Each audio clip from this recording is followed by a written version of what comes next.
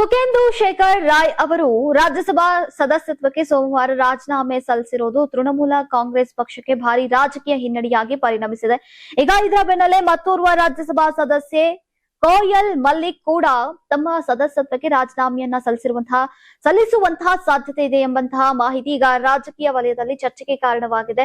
ಇನ್ನು ಪಕ್ಷದೊಳಗಿನ ಅಸಮಾಧಾನ ಮತ್ತು ಬಂಡಾಯದ ಚಟುವಟಿಕೆಗಳು ತೀವ್ರಗೊಳ್ತಾ ಇರುವಂತಹ ಹೊತ್ತಿನಲ್ಲಿ ಈ ಬೆಳವಣಿಗೆಗಳು ಟಿಎಂಸಿ ನಾಯಕತ್ವಕ್ಕೆ ಹೊಸ ತಲೆನೋವಾಗಿ ಪರಿಣಮಿಸಿವೆ. ವಿಶೇಷವಾಗಿ ಪಕ್ಷವನ್ನ ಒಗ್ಗೂಡಿಸುವಂತಹ ಸವಾಲಿನ ನಡುವೆ ಈಗ ಈ ರಾಜೀನಾಮೆಗಳು ಮಾಜಿ ಮುಖ್ಯಮಂತ್ರಿ ಹಾಗೂ ಟಿಎಂಸಿ ಮುಖ್ಯಸ್ಥೆ ಮಮತಾ ಬ್ಯಾನರ್ಜಿ ಅವರಿಗೆ ಮತ್ತಷ್ಟು ರಾಜಕೀಯ ಒತ್ತಡವನ್ನ ಉಂಟು ಮಾಡಿವೆ.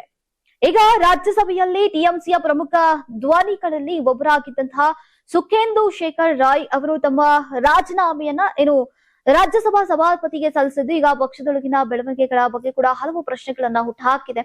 ಇನ್ನು ಪ್ರಸ್ತುತ ರಾಜ್ಯಸಭೆಯಲ್ಲಿ 13 ಸದಸ್ಯರನ್ನ ಹೊಂದಿರುವಂತಹ ಟಿಎಂಸಿಯ ಬಲ ರಾಯ್ ಅವರು ಮತ್ತು ಹಾಗೆ ಕೋಯಲ್ ಮಲಿಕ್ ಅವರ ರಾಜೀನಾಮೆ ಜಾರಿಯಾದಲ್ಲಿ 11ಕ್ಕೆ ಇಳಿಯುವಂತಹ ಸಾಧ್ಯತೆ ಇದೆ.